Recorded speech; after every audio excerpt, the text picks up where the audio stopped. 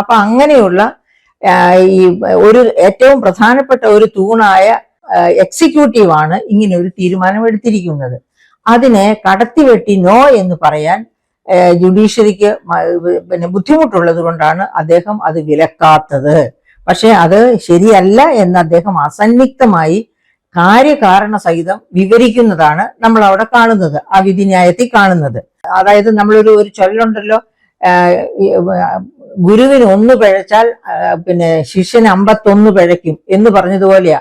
കേന്ദ്രം ഇങ്ങനെ free B കൊടുത്ത് വിജയം വരിച്ചാല് സംസ്ഥാന ഗവൺമെന്റുകൾ ഫ്രീ ബി ഒരു ഈസി തന്ത്രം, അതായത് ഇലക്ഷൻ സ്ട്രാറ്റജിയുടെ ഒരു പ്രധാനപ്പെട്ട കരുവാക്കി തന്നെ ഈ ഫ്രീ ബീസിനെ എടുക്കും. അപ്പൊ കേന്ദ്രത്തിന് ഒന്നും പറയാൻ പറ്റില്ല. അതായത് അങ്ങനെ 10,000 രൂപ കൊടുക്കാമെന്ന് വാഗ്ദാനം ചെയ്തു. എത്ര സ്ത്രീകൾക്കാ കൊടുത്തത് എന്നല്ലേ?